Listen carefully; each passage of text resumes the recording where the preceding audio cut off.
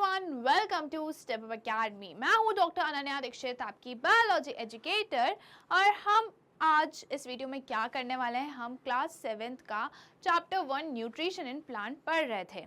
But क्या देखेंगे इस वीडियो में, उससे पहले मैं आपको एक ज़रूरी इन्फॉर्मेशन दे दूं कि जो स्टेप अप अकेडमी का ऐप है उसकी जो लिंक है वो आपको डिस्क्रिप्शन में मिल जाएगी, वहाँ से आप ऐप को डाउनलोड कर सकते हो। ऐप में आपको online classroom, doubt clearing session, live test series, personalize assistance, career counselling और आपका जब मन करे तब आप इसको यूज़ कर सकते हो। और अगर आपने अपने फ्रेंड को रेफ़र करा तो आपको कुछ गिफ्ट या कुछ आप अर्न भी कर सकते हो। साथ ही आपको यहाँ पे फ्री नोट्स भी मिल जाएंगे। ओके, वैसे ही स्टेप अप अकेडमी की वेबसाइट भी है जिसकी लिंक आपको डिस्क्रिप्शन में मिल जाएगी। और वेबसाइट में आपको मिलने वाला है free study package, updated playlist है सारे सब्जेक्ट्स की for classes 6 to 12th। Okay, तो वेबसाइट ज़रूर चेक करिएगा। चलिए, तो जैसे मैंने बताया कि क्लास 7th हम पढ़ रहे थे न्यूट्रिशन एंड प्लांट, जिसकी हमने डिटेल एक्सप्लेनेशन देख लिया, हमने एनसीईआरटी सॉल्यूशन देख लिया। अब बारी है एनसीईआरटी एग्जाम प्लस सॉल्यूशन की। ओके, चैप्टर अच्छे से पढ़ने के बाद हम जब तक क्वेश्चंस की प्रैक्टिस नहीं करेंगे ना, तब तक हम श्योर नहीं होंगे कि हमें कितना आता है और कितना नहीं। पढ़ लिया है, उसके बाद क्वेश्चंस की प्रैक्टिस तो हमें ज़रूर करनी है, ताकि हमारा जो कॉन्सेप्ट है, हमने जो पढ़ा है, वो एकदम कंफर्म हो जाए, 100% श्योर हो जाए हम उसके लिए। ओके, तो चलिए हम देखते हैं एनसीईआरटी एग्जाम्पलर के क्वेश्चन, उनके सोल्यूशन के साथ। ओके, तो फर्स्ट क्वेश्चन क्या है? Organisms which prepare food for themselves using simple, naturally available raw materials are referred to as। Okay, हमें बताना है कि ऐसा कौन सा ऑर्गेनिज्म है, ऐसा कौन सा ऑर्गेनिज्म है जो अपने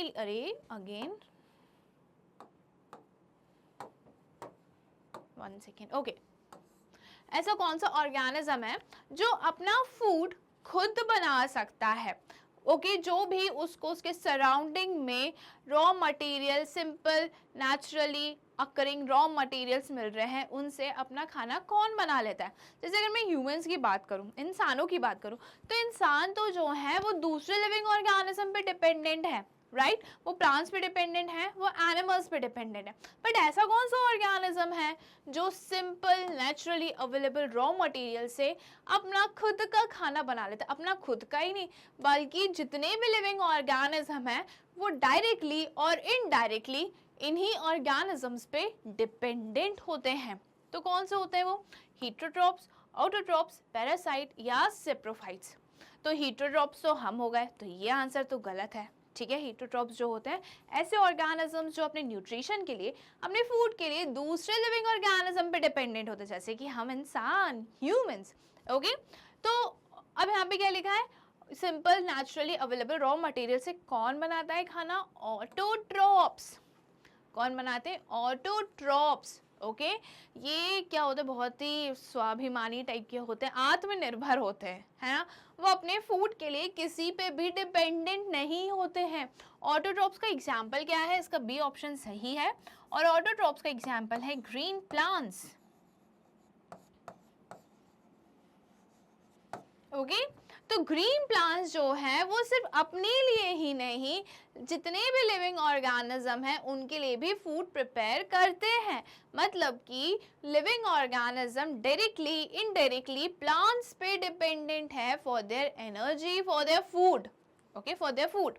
ओके, तो ऑटोट्रॉप्स कौन होते हैं? Those organism who can prepare their food by simple naturally available raw materials. कौन से रॉ मटेरियल्स यूज करते हैं ये? Carbon dioxide, water, in the presence of sunlight and chlorophyll. Chlorophyll क्या है? क्लोरोफिल है ग्रीन पिगमेंट जो लीव्स में हमें देखने को मिलता है। ठीक है, क्लोरोफिल जो है वो ग्रीन कलर का पिगमेंट होता है जो सनलाइट को ट्रैप कर लेता है, अब्सॉर्ब कर लेता है। ओके, तो बी इसका सही आंसर है। ग्रीन प्लांट्स जो होते हैं वो क्या होते हैं? ऑटोट्रॉप्स होते हैं, जिससे ये क्या बनाते हैं? ग्लूकोज। क्या बनाते हैं? Glucose plus oxygen and plus H2O। Okay, ये इसका केमिकल इक्वेशन होता है फोटोसिंथेसिस का। क्लियर? चलिए अब हम बढ़ते हैं नेक्स्ट क्वेश्चन पे।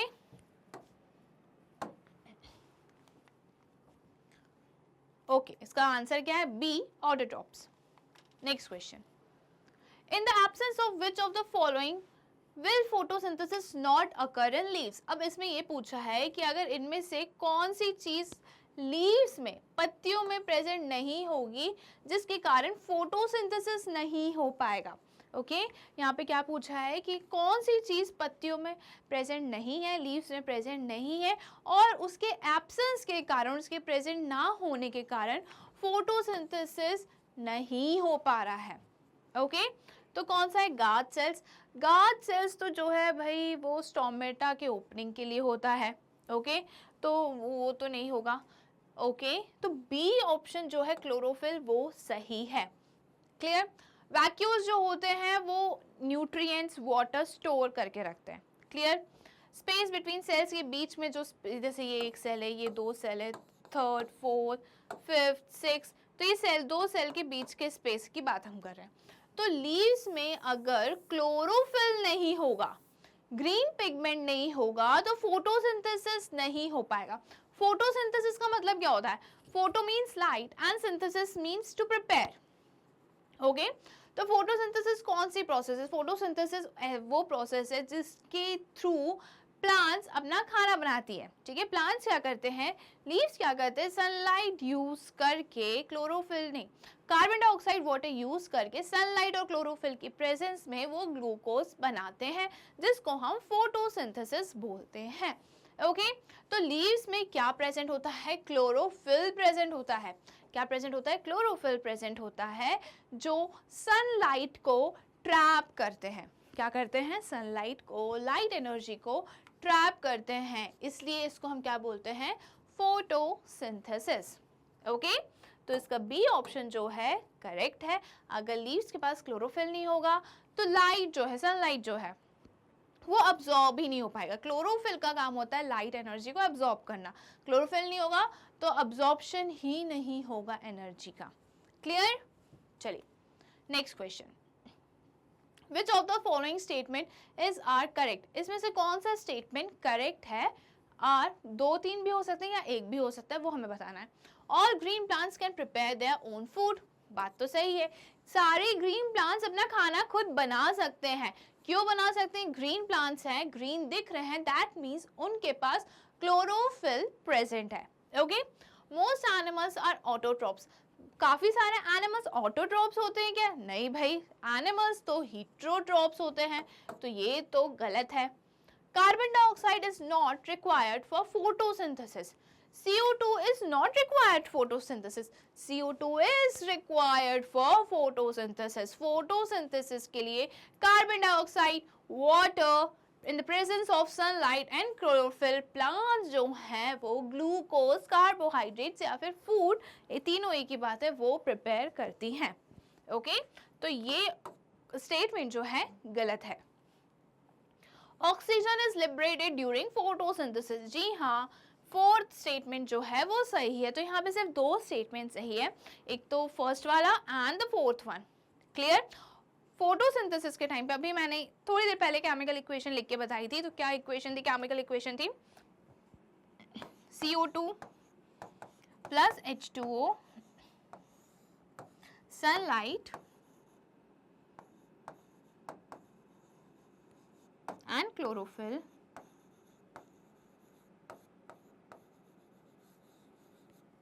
के प्रेजेंस में क्या देते हैं?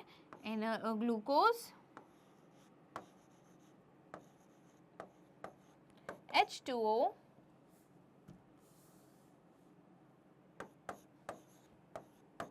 And oxygen.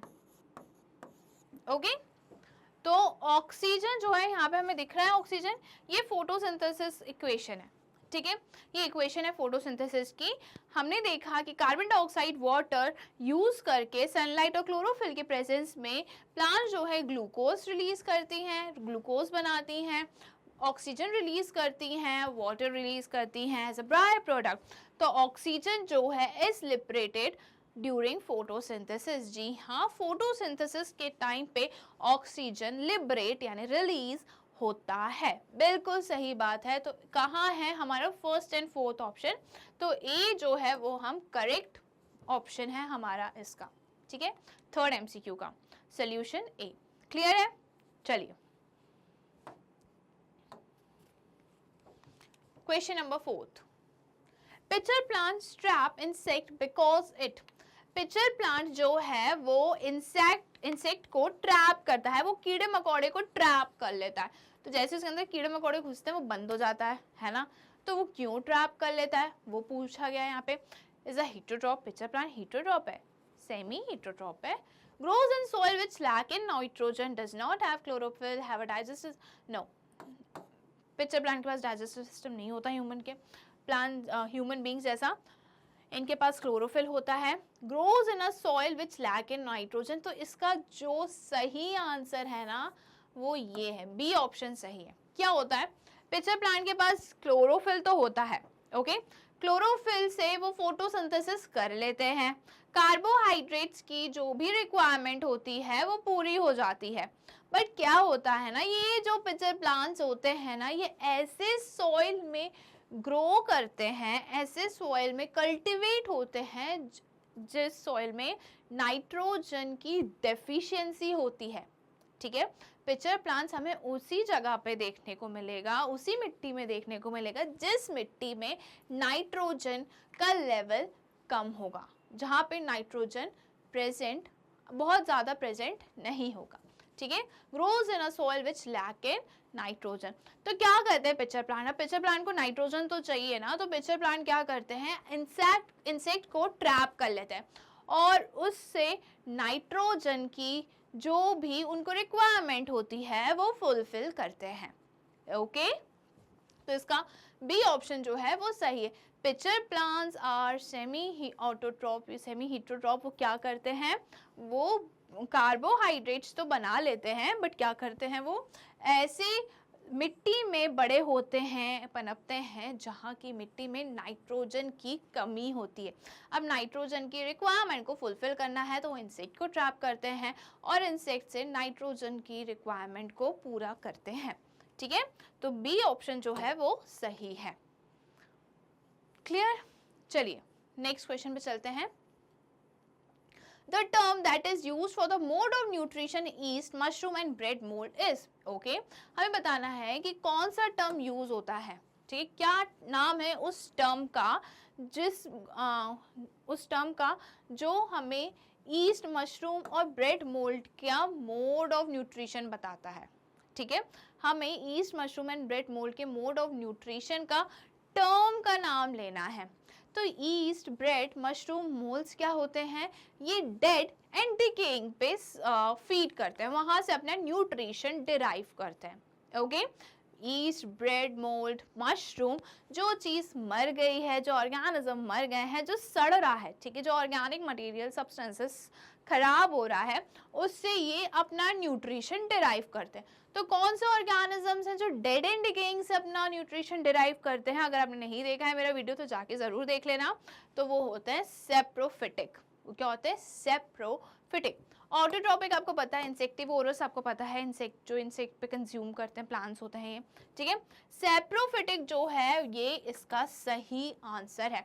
सेप्रोफाइट्स जो होते हैं वो डेड एंड डिकेइंग से अपना न्यूट्रिशन डिराइव करते हैं। और यहाँ पे ये टर्म को एक्सप्लेन नहीं किया है, उन्होंने जस्ट एग्जाम्पल देके पूछा है कि इनमें आपको कौन सा मोड ऑफ न्यूट्रिशन मिलता है। तो east, mushroom and bread mould में हमें सेप्रोफिटिक मोड ऑफ न्यूट्रिशन देखने को मिलता है। पैरासिटिक जो होते हैं, पैरासाइट जो होते हैं, वो लिविंग ऑर्गेनिज्म से न्यूट्रिशन डिराइव करते हैं। ओके, क्या करते हैं? लिविंग ऑर्गेनिज्म से न्यूट्रिशन डिराइव करते हैं। एक एग्जाम्पल मैं देना चाहती हूँ, एक बात मैं पूछना चाहती हूँ कि अगर आपके पास ब्रेड है, ओके, अब ब्रेड को हमने, वो थोड़ी सी गीली है, मॉइस्ट है, ओके, उसमें मॉइस्चर कंटेंट अच्छा सारा है।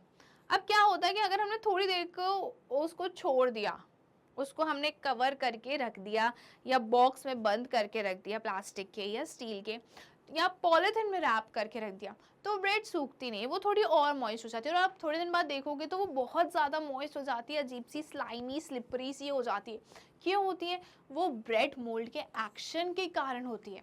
तो ये ब्रेड मोल्ड क्या करते हैं, ये फंगस क्या करते हैं, फंगाई क्या करते हैं, फफूंद लग जाती है ना, तो क्या करते हैं उसको उसको क्या करते हैं, उसको लिक्विफाई करते हैं। ठीक है, ये जो लिक्विफिकेशन होता है ना, स्लाइमी स्लिपरी अजीब सी जो हमें लगती है, वो क्यों लगती है? बिकॉज ऑफ ब्रेड मोल्ड के एक्शन के कारण।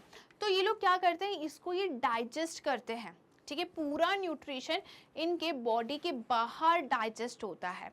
ओके, फूड बॉडी के बाहर डाइजेस्ट होता है। एक बार वो डाइजेशन वाली, वही जो ब्रेड आपको खराब दिखती है ना, पूरी लिक्विड होने लगती है, वो अजीब सी होने लगती है, वो डाइजेशन वाली प्रोसेस होती है। एक बार डाइजेशन हो जाता है तो ये डायरेक्टली क्या अब्जॉर्ब करते हैं? न्यूट्रिएंट्स अब्जॉर्ब कर लेते हैं। तो सेप्रोफाइट्स जो होते हैं वो डेड एंड डिकेइंग पे फीड करते हैं। ओके, डाइजेशन की पूरी प्रोसेस इनकी बॉडी के बाहर होती है। डाइजेशन हो गया, फिर ये न्यूट्रिएंट्स को अब्जॉर्ब करते हैं। और डाइजेशन कैसे होता है? मैंने बताया, ब्रेड मोल्ड जो है उससे हमें बदबू आने लगती है, फाउल स्मेल आने लगती है, क्योंकि वो थोड़े दिन के लिए, अगर हम उसको पन्नी में, अगर गीली ब्रेड है उसको पन्नी में बंद करके रख दें तो थोड़ी देर बाद गीली गीली और हो जाएगी। ठीक है, अजीब सी स्लाइमी स्लिपरी हो जाएगी। क्यों हो जाती है? बिकॉज ऑफ ब्रेड मोल्ड जो है उसको वो डाइजेस्ट करके फिर कंज्यूम करते हैं। ओके, तो इसका सही आंसर क्या है? Saprophytic. C option is the correct one. Okay, next question. Question number 6. When we observe the lower surface of a leaf through a magnifying lens, we see a numerous small openings. Which of the following is term given to such opening? जब हम पत्तियों की lower surface को, ठीक है, अब lower surface क्या होता है? Surface मतलब क्या? Outer surface. Okay? तो ये सपोज मेरा ये जो हाथ है, ये लीफ है, पत्ती है ये।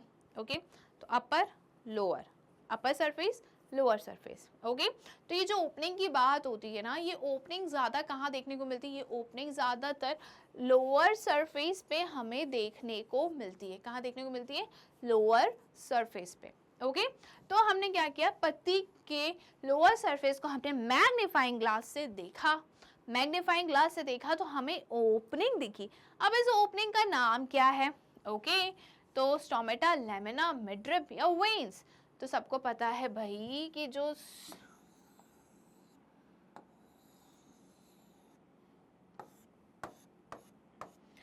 ओपनिंग होती है उसको हम बोलते हैं स्टोमेटा। ओके, स्टोमेटा के जो आजू बाजू होता है उसको हम बोलते हैं गार्ड सेल्स। क्या बोलते हैं? Guard cells. गार्ड सेल्स जो हैं वो स्टोमेटा की ओपनिंग और क्लोजिंग के लिए रिस्पॉन्सिबल होती है। सपोज मैं, ये जो मेरे दो पाम्स हैं ये गार्ड सेल्स है, दो गार्ड सेल्स है। ओके, गार्ड सेल्स ऐसे अटैच रहते हैं। अभी क्या है? बंद है, हमें स्टोमेटल पोर नहीं दिखता। तो जैसे ये गार्ड सेल्स ओपन होंगे तो ये जो आपको ओपनिंग दिख रही है ये क्या है? स्टोमेटल पोर है। ये क्या है? स्टोमेटा है। ओके, गार्ड सेल बंद तो stomata, close stomata, guard cell थोड़े स्वेल्ड होके फूल के साइड में हो जाएंगे तो हमें क्या देखने लगेगा? स्टोमेटा ओपन हो जाता है, हमें स्टोमेटा दिखने लगता है।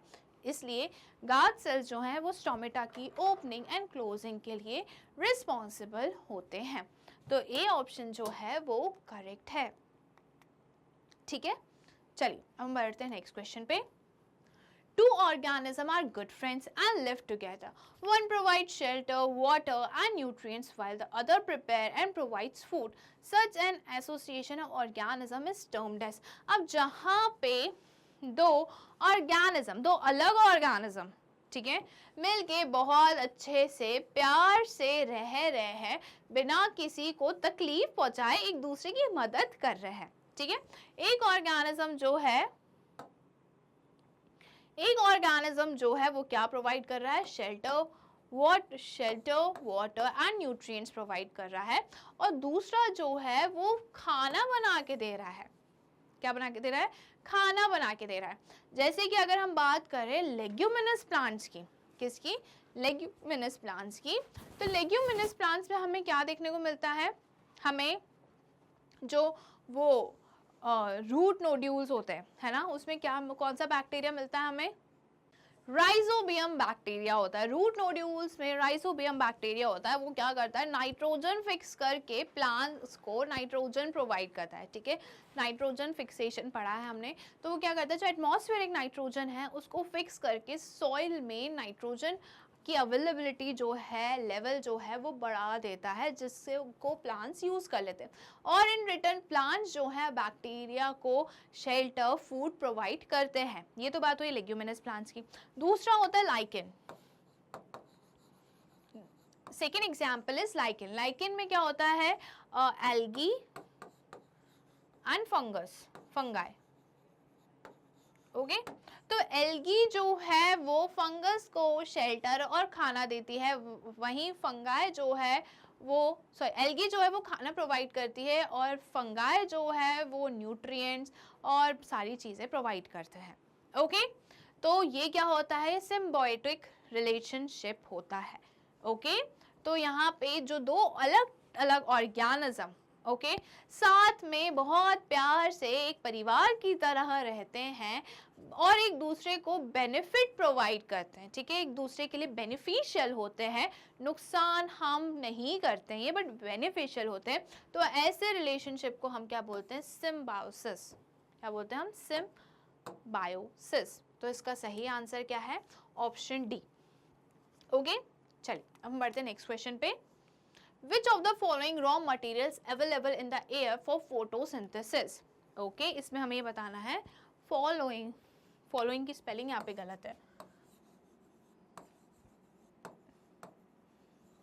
ओके, इसमें से कौन सा रॉ मटेरियल है, कौन सा रॉ मटेरियल है जो फोटोसिंथेसिस के लिए एयर में प्रेजेंट होता है? ठीक है, ऐसा कौन सा रॉ मटेरियल है जो एयर में प्रेजेंट है फोटोसिंथेसिस के लिए? ओके, तो फोटोसिंथेसिस के लिए क्या चाहिए होता है प्लांट्स को? फोटोसिंथेसिस के लिए प्लांट्स को चाहिए होता है कार्बन डाइऑक्साइड, वाटर और सनलाइट और क्लोरोफिल की प्रेजेंस में कार्बोहाइड्रेट्स या फूड बनाते हैं। ठीक है, तो ये जो वाटर है, हम पानी तो मिट्टी में डालते हैं तो सॉइल में प्रेजेंट होता है वाटर। सनलाइट जो है वो सन से मिलती है। ओके, और क्लोरोफिल तो पत्तियों के पास प्रेजेंट होती है। बट जो कार्बन डाइऑक्साइड है वो प्लांट्स को कहाँ से मिलता है? कार्बन डाइऑक्साइड प्लांट्स को मिलता है एयर से। ओके, स्टोमेटा जो है, लीव्स में जो स्टोमेटा प्रेजेंट होती हैं वो गैसियस एक्सचेंज का काम करती हैं। ओके, तो फोटोसिंथेसिस के टाइम पे जो कार्बन डाइऑक्साइड की ज़रूरत होती है, स्टोमेटा वो एटमॉस्फेयर से, एयर से अंदर लेती हैं। ओके, तो कौन सा रॉ मटेरियल है जो एयर में प्रेजेंट होता है फोटोसिंथेसिस के लिए? ऑक्सीजन तो चाहिए नहीं होता है फोटोसिंथेसिस में, कार्बन डाइऑक्साइड जरूर चाहिए होता है। ओके, तो बी ऑप्शन जो है वो करेक्ट है। ठीक है, ऑप्शन बी, कार्बन डाइऑक्साइड। चलिए अब हम बढ़ते हैं नेक्स्ट क्वेश्चन पे और देखते हैं क्या है। अब बात करते हैं वेरी शॉर्ट आंसर्स की। Potato and ginger are both underground parts that store food.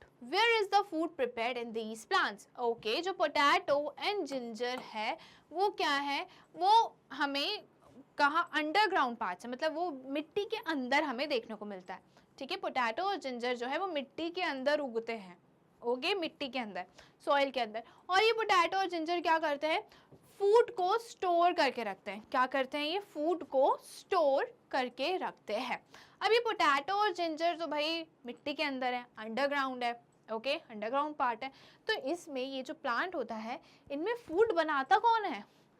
Food बनाता कौन है? तो फूड भाई पत्तियां बनाती है। पत्तियां तो ऊपर है ना, एरियल पार्ट्स में है ना प्लांट्स के। एरियल पार्ट्स मतलब जो सॉइल के ऊपर वाला, मिट्टी के ऊपर वाला जो पेड़ों का पार्ट होता है उसे हम एरियल पार्ट्स बोलते हैं। ओके, तो लीव्स तो मिट्टी के ऊपर है, मिट्टी के अंदर नहीं, मिट्टी के ऊपर है। तो पत्तियां खाना बनाती हैं और फूड का ट्रांसपोर्टेशन होके फूड जो है पोटैटो और जिंजर में जाके स्टोर हो जाता है। क्लियर है? फूड कौन बनाता है? फूड तो पत्तियां ही बनाएंगी क्योंकि उनके पास ही क्लोरोफिल प्रेजेंट है। Okay, in potato and ginger plants leaves are above ground and whereas underground stems store the reserve food material. Okay, तो यहाँ पे क्या लिखा है, पोटैटो और जिंजर प्लांट के पास लीव्स जो हैं वो कैसी हैं, अबव ग्राउंड है। मिट्टी के ऊपर है, ग्राउंड लेवल से ऊपर है, ठीक है। Where is underground stem stores the reserve food, और ये जो पोटैटो जिंजर है ये अंडरग्राउंड स्टेम है जो कि क्या स्टोर करते हैं, फूड स्टोर करके रखते हैं। The leaves prepare food through photosynthesis and transport it to the underground part for storage. Okay तो पत्तियां जो हैं वो फूड प्रिपेयर करती हैं किसके थ्रू, फोटोसिंथेसिस। ओके जो पत्तियां खाना बना रही है उस प्रोसेस को फोटोसिंथेसिस कहते हैं। पत्तियों ने खाना बना लिया, फूड बना लिया, फिर इसको ये ट्रांसपोर्ट करती हैं, ठीक है, ट्रांसपोर्ट करती हैं। और ट्रांसपोर्ट कहाँ करती हैं, ये अंडरग्राउंड स्टोरेज में, ठीक है। अंडरग्राउंड स्टोरेज क्या है, पोटैटो और जिंजर अंडरग्राउंड पार्ट जो है वहाँ पे ये पहुँचा देती है, वहाँ पे ट्रांसपोर्ट कर देती है, क्योंकि तुम जाओ भैया तुम्हें भी खाने की ज़रूरत है, तुम ये फूड खा के स्टोर कर लेना। क्लियर है, चलो अब आगे चलते हैं नेक्स्ट क्वेश्चन पे। Photosynthesis requires chlorophyll and few other raw materials. Add the missing raw material to the list given below. Okay photosynthesis के लिए क्लोरोफिल की ज़रूरत होती है और कुछ दूसरे रॉ मटेरियल्स की ज़रूरत होती है। अब यहाँ पे कुछ दिए हैं रॉ मटेरियल और कुछ मिसिंग है, तो हमें ये मिसिंग वाले को फिल करना है, ठीक है। तो वाटर और मिनरल्स दिया है, कार्बन डाइऑक्साइड और सनलाइट हमें ऐड करना है, ठीक है। क्लोरोफिल दिया है, क्लोरोफिल यहाँ पे दिया है, वाटर और मिनरल्स यहाँ दिए हैं, और यहाँ पे मिसिंग क्या है, carbon dioxide and sunlight. Okay sunlight energy या सनलाइट भी आप लिख सकते हो, कार्बन डाइऑक्साइड, ये दोनों ए एंड बी जो है मिसिंग थे। चलिए अब हम चलते हैं नेक्स्ट क्वेश्चन पे। A goat eats away all the leaves of small plant. Okay. However, in few days, new leaves could be seen sprouting in the plant again.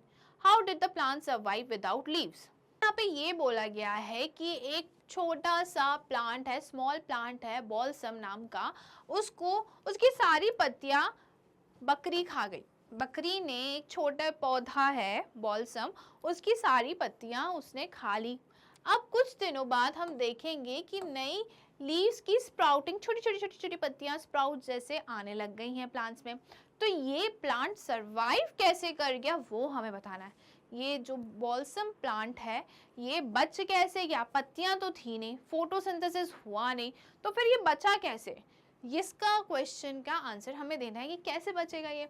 तो ये जो भाई बॉल्सम है ये स्मॉल प्लांट तो लिखा है, तो ये क्या है, हर्बेशियस प्लांट है, ठीक है। Balsam is a herbaceous plant, it has green stem, इनके स्टेम्स जो होती हैं ग्रीन होती हैं, और ये स्टेम्स जो हैं फोटोसिंथेसिस करती हैं, okay, which can carry out photosynthesis. Balsam plant जो होता है स्मॉल हर्बेशियस प्लांट है, इसकी स्टेम्स ग्रीन कलर की होती हैं, और यही ग्रीन स्टेम्स जो हैं वो फोटोसिंथेसिस करती हैं। Hence, even in the absence of leaves, the balsam plant could survive due to its photosynthesizing stems. Okay तो बॉल्सम प्लांट फिर भी सरवाइव कर गया जब पत्तियां नहीं थी, पूरी पत्तियां बकरियां खा गई थी, तब भी ये छोटा सा नन्हा सा पौधा प्लांट जो है वो सरवाइव कर दिया। क्यों कर गया, क्योंकि जो स्टेम थे उन्होंने फोटोसिंथेसिस कर लिया। इनकी स्टेम्स कैसी होती है, फोटोसिंथेसाइजिंग स्टेम्स होती हैं, मतलब ये केपेबल होती हैं कि ये फोटोसिंथेसिस कर सके। ओके चलिए नेक्स्ट क्वेश्चन पे हम चलते हैं। Unscramble the following term related to modes of nutrition. Okay यहाँ पे scrambled words दिए हुए हैं, और ये scrambled words हमें बताते हैं mode of nutrition। इनको हमें unscramble करना है, unscramble करना है। तो ये क्या है, RASPIEST। ओके तो ये जो है ये होगा पैरासाइट, है ना, ये मुझे पैरासाइट लग रहा है। ओके और ये क्या है, ये होना चाहिए रोफाइटा सेप्रोफाइट्स, ये सेप्रोफाइट्स होगा।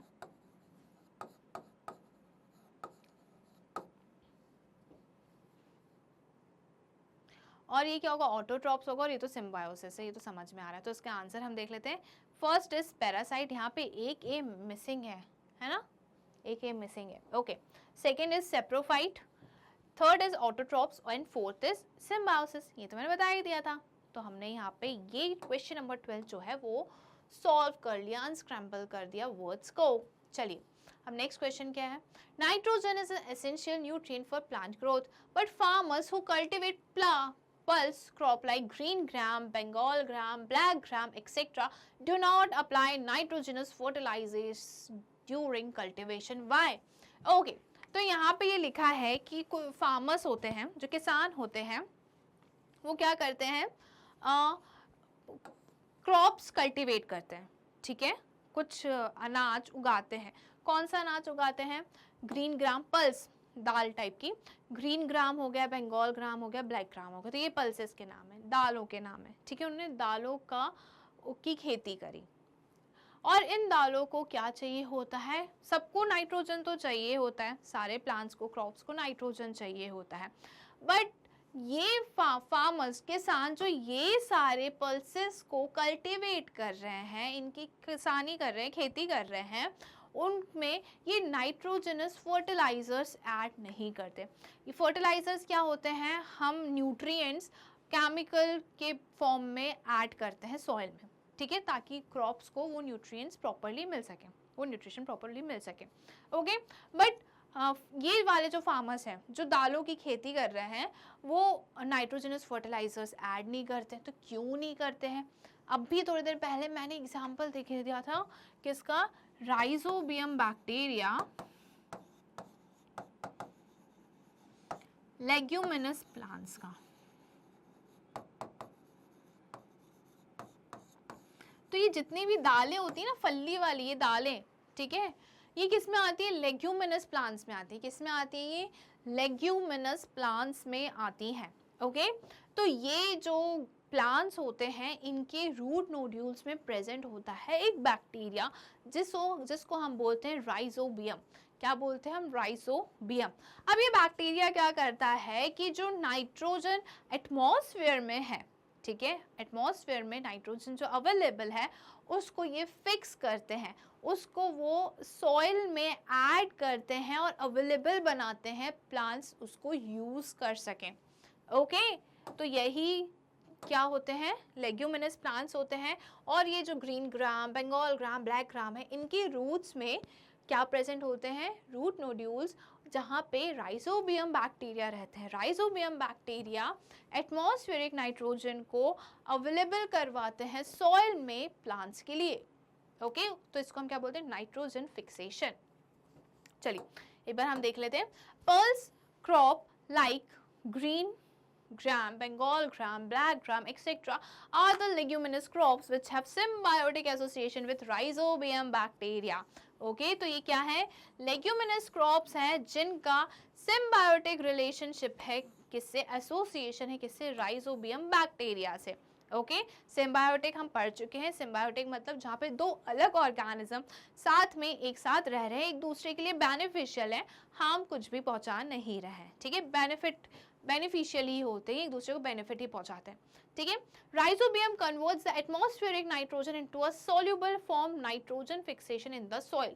ओके, तो राइजोबियम बैक्टीरिया जो होते हैं, एटमॉस्फेयर में जो नाइट्रोजन प्रेजेंट है उसको फिक्स करके, नाइट्रोजन को फिक्स करके, इस प्रोसेस को हम क्या बोलते हैं? Nitrogen fixation. उस नाइट्रोजन को सॉल्युबल फॉर्म में कन्वर्ट करते हैं। किस फॉर्म में कन्वर्ट करते हैं? सॉल्युबल फॉर्म में। Okay, plants absorb this soluble form of nitrogen from the soil.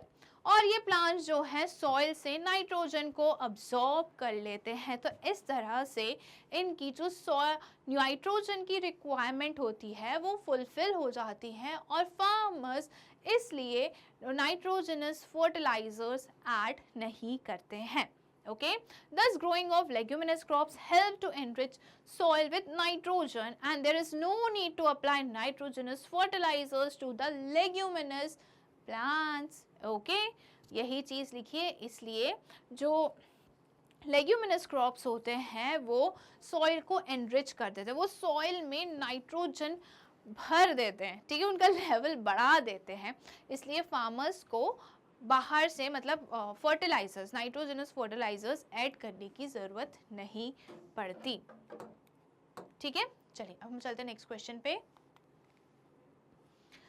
Wheat dough, if left in the open after few days, starts to emit a foul smell and becomes unfit for use. Give reason. Okay, तो हमें यही बताना है, अगर हमने आटा को गूंथ के, जो गेहूं का आटा होता है उसको गूंथ के हमने थोड़े दिन के लिए ऐसे छोड़ दिया, फ्रिज में नहीं रखेंगे। अगर अभी गर्मियों में आप देखते होंगे, अगर हम आटे को फ्रिज में नहीं रखते हैं और उसको ऐसे ही छोड़ दिया तो उसमें से बदबू आने लगती है, स्मेल आने लगती है, ठीक है, फाउल स्मेल आने लगती है। और उसको हम अगर उसको वो हमारे लिए फिट नहीं होता कि हम उसको कंज्यूम कर सके, उसको खाने से हम बीमार पड़ सकते। तो ऐसा क्यों होता है? तो सबसे पहला रीज़न तो होता है भाई क्या, सेप्रोफाइट्स वाला। Okay, carbohydrates in wheat dough encourages growth of yeast and other saprophytic fungi which breaks down carbohydrates and emits foul smell. Okay, तो ये जो गेहूं का आटा होता है उसमें क्या प्रेजेंट होता है? कार्बोहाइड्रेट्स प्रेजेंट होते हैं।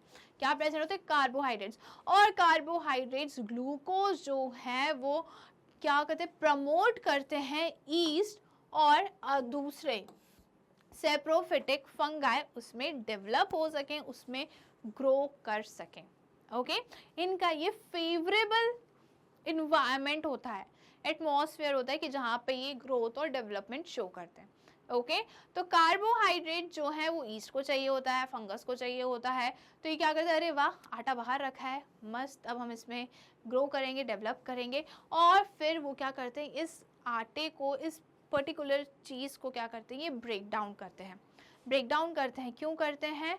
ताकि यही तो जो मैंने बताया था ना अभी थोड़ी देर पहले कि डाइजेशन वाली प्रोसेस होती है, यही डाइजेशन वाली प्रोसेस है, ठीक है। सेप्रोफिटिक जो ऑर्गेनिज्म होते हैं ये पूरी चीज़ को डाइजेस्ट कर लेते हैं और फिर अब्जॉर्ब करते हैं।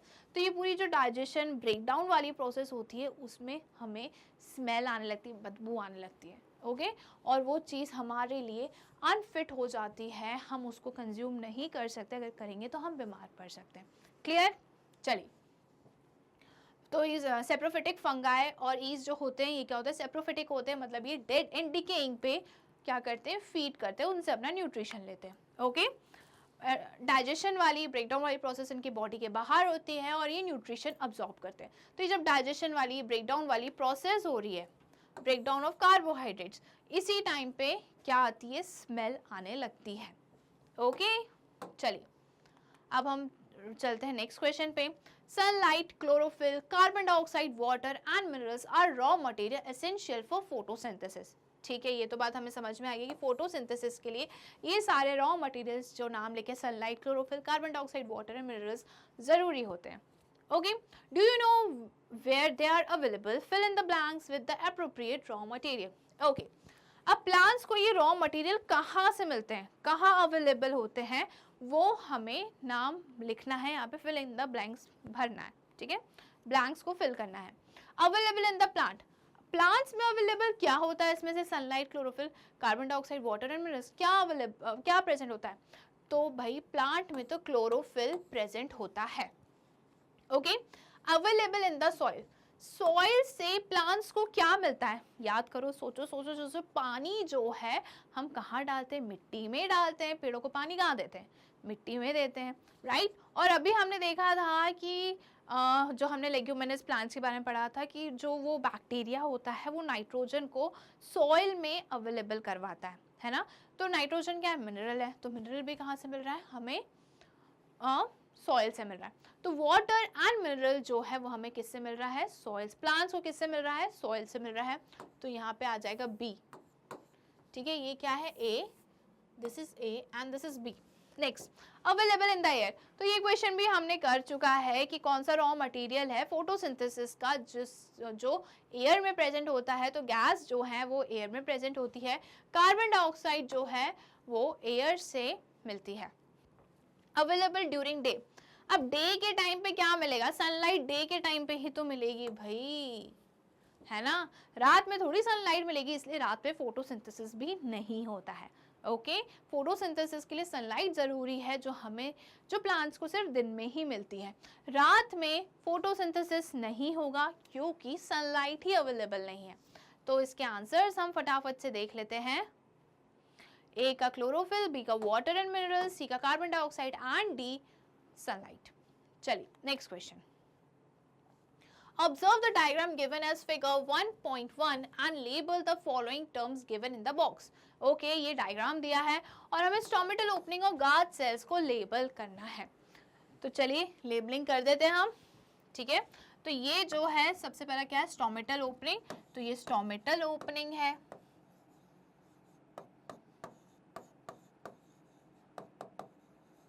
ओके, और ये जो बीन शेप किडनी शेप है ये क्या है, गार्ड सेल्स हैं जो स्टोमेटा की ओपनिंग और क्लोजिंग के लिए रिस्पॉन्सिबल होते हैं. ओके, तो यहाँ पे मैंने लेबल कर चुका है. इसका आंसर देख लेते हैं, is as follows. Okay, stomatal pore ये वाला है, मैंने भी ये वाला मार्क करा है. चलिए, गार्ड सेल्स जो हैं जो आजू बाजू बीन शेप किडनी शेप होते हैं, सेम एज इट इज, ये भी हमने मार्क कर लिया. ठीक है, ओके. चलिए अब हम चलते हैं नेक्स्ट क्वेश्चन पे. Question number 17. Match the organism given in column 1 with their mode of nutrition given in column 2. Okay, हमें मैच द फॉलोइंग करना है. यहाँ पे मोड ऑफ न्यूट्रिशन से क्या मैच करना है. तो मैंगो ट्री है, पत्तियां हरी होती हैं, तो ये क्या होते हैं, autotrophs. Okay, mushroom, east mushroom and bread mould fungus क्या होते हैं, सेप्रोफाइट्स होते हैं, तो ये सेकेंड हो गया. पिचर प्लांट जो होता है वो इंसेक्टिवोरस प्लांट होता है, third. Okay, Cuscuta. Okay, Cuscuta जो है वो अमर बेल होती है. ठीक है, कस्क्यूटा प्लांट जो होता है वो अमर बेल होती है. वो कैसे दिखती है, पीली पीली दिखती है वो पूरी. ठीक है, कस्क्यूटा प्लांट जो होता है वो दूसरे ग्रीन प्लांट्स के ऊपर रहता है. ठीक है, वो दूसरे ग्रीन प्लांट्स पे रहता है. ग्रीन प्लांट्स खाना बनाती हैं और कस्क्यूटा उनका पूरा खाना खा जाता है. तो ऐसे कौन से ऑर्गेनिज्म होते हैं जो लिविंग ऑर्गेनिज्म से डायरेक्टली अपना न्यूट्रिशन ले रहे हैं, वो होते हैं पैरासाइट. तो कस्क्यूटा क्या है, पैरासाइट है. कस्क्यूटा क्या है, पैरासाइट है. ठीक है, तो ये क्या हो गया, ऑप्शन फोर्थ. क्लियर.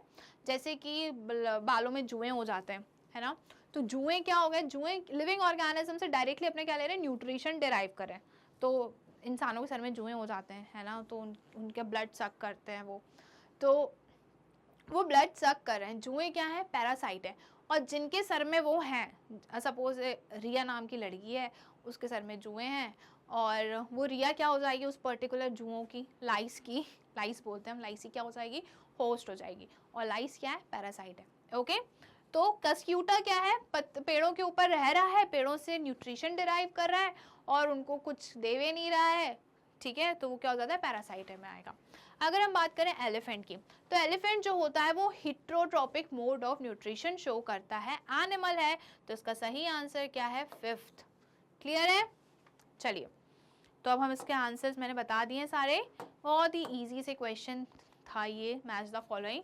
और ए का थर्ड, बी का फोर्थ, सी का फर्स्ट, डी का फिफ्थ है एंड ई इज सेकेंड. चलो, ई सेकेंड. चलो ओके, सही आंसर है, हमने मार्क कर लिए. Wild animals like tiger, wolf, lion and leopard do not eat plants. Does this mean that they can survive without plants? Can you provide a suitable explanation? तो हमें ये बताना है कि जो वाइल्ड एनिमल्स होते हैं, जैसे कि टाइगर की बात कर ली, वॉल्फ की बात करी, लायन की बात करी, लेपर्ड की बात करी, ये प्लांट ईटर्स तो होते नहीं है. तो ये प्लांट्स के बिना रह सकते हैं क्या? जी नहीं. मैंने बोला था कि प्लांट्स जो होते हैं, जितने भी लिविंग ऑर्गेनिजम्स हैं, वो प्लांट्स पर डायरेक्टली इनडायरेक्टली डिपेंडेंट होते हैं. अब ये जितने भी जानवरों के नाम यहाँ पे वाइल्ड एनिमल्स के नाम लिखे हैं, ये किसको कहते हैं? ये कार्निवोर्स होते हैं. ये क्या होते हैं? कार्निवोर्स होते हैं, flesh eaters. Right, these are carnivores, flesh eaters. Carnivores जो होते हैं वो हर्बीवोर्स को कंज्यूम करते हैं. किसको कंज्यूम करते हैं? हर्बीवोर्स को कंज्यूम करते हैं. हर्बीवोर्स जो हैं वो प्लांट्स को कंज्यूम करते हैं. किसको कंज्यूम करते हैं? प्लांट्स को कंज्यूम करते हैं. अगर प्लांट्स नहीं बचेंगे, ठीक है, प्लांट्स नहीं बचेंगे तो हर्बीवोर्स भी नहीं बचेंगे. हर्बीवोर्स कौन? ऐसे एनिमल्स जो सिर्फ और सिर्फ पेड़ पौधे खाते हैं, जैसे कि हमारी प्यारी गाय, बफेलोज, गोट, डियर, एलिफेंट, ज़ेब्रा, ये सब क्या होते हैं? प्लांट ईटर्स होते हैं, हर्बीवोर्स होते हैं. ओके, तो अब प्लांट्स नहीं बचे हैं, तो क्या ये जो प्लांट ईटर्स हैं वो बचेंगे? प्लांट्स गायब, हर्बीवोर्स भी गायब. हर्बीवोर्स क्या खाएंगे बेचारे? अब गाय जाके शेर को थोड़ी खाने लगेगी, है ना. तो प्लांट्स नहीं बचेगा, हर्बीवोर्स नहीं बचेंगे, और फाइनली एट द एंड क्या होगा, अल्टीमेटली क्या होगा, अनफॉर्चुनेटली कार्निवोर्स भी नहीं बचेंगे. Okay. Wild animals like tiger, wolf, lion and leopard do not eat plants. They are carnivores. That is, they hunt and eat animals. ये अपने शिकार का नहीं, क्या अपने खाने का, ऑर्गेनिज्म का क्या करते हैं, शिकार करते हैं, अपने प्रे को कैच करते हैं, शिकार करते हैं और फिर खाना खाते हैं. ठीक है. विच कैन बी हर्बीवोर्स और कार्निवोर्स. तो ये जो है ये हर्बीवोर्स भी हो सकते हैं और कार्निवोर्स भी हो सकते हैं. Okay. Herbivores animals obtain their food directly from plants, that is they eat plants or plant products. Herbivores जो होते हैं वो plants और plants products को ही consume करते हैं. ठीक है. If there are no plants, herbivorous animals will not survive, and thus carnivorous animals feeding on them will also not survive. Okay. तो यहाँ पे क्या लिखा है, सेम वही चीज़ लिखी है जो मैंने एक्सप्लेन करी.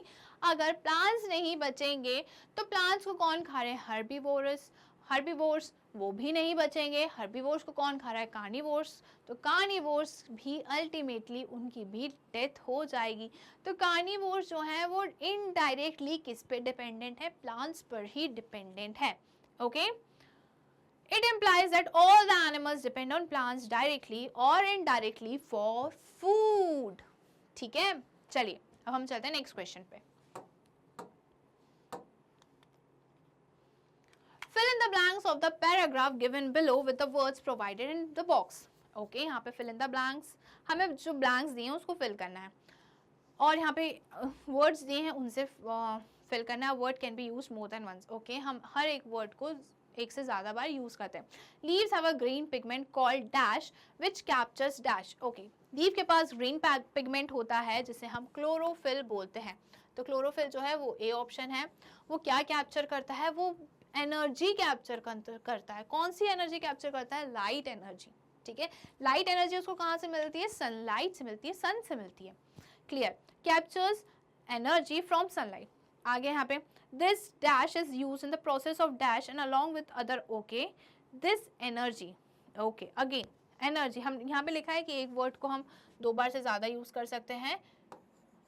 सी ऑप्शन भी होगा. this energy is used in the process of photosynthesis. okay, D होगा. and along with other materials like water, carbon dioxide. Okay, water, carbon dioxide. ठीक है. अब आप इसको ई और एफ कैसे भी लिख सकते हो, ई एफ कैसे भी लिख सकते हो.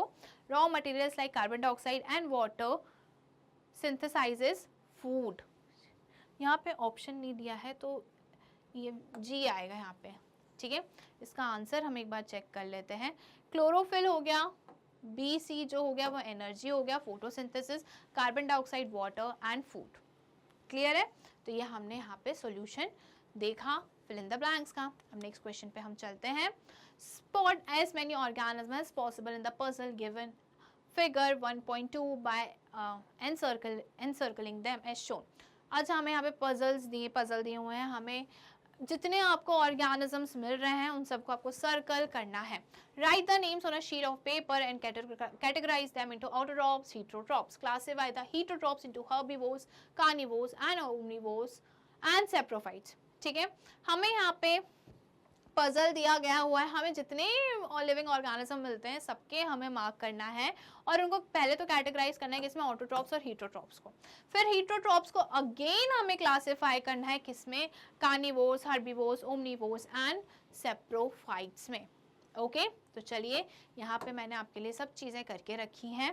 तो इसका आंसर हम देख लेते हैं. ऑटोट्रॉप्स में रोज, मैंगो, भिंडी, कैरेट, बनियान, तुलसी, जिंजर, यम, ये सब आ जाएगा. यहाँ पे आपको मिल जाएगा पूरी चीज़ें मार्क करके. ओके. मैंने यहाँ पे पहले से ही मार्क करके रखी है. हेटेरोट्रॉप्स हैं elephant, ant, yeast, tiger, mushroom, fox, mice, owl, cow, crow, rabbit, bee, fish, ape, सब मिल जाएगा. ये सारे हेटेरोट्रॉप्स में आ गए. अब हम इनको हर्बीवोर्स, ओमनिवोर्स, कार्निवोर्स और सैप्रोफाइट्स में अलग अलग करते हैं.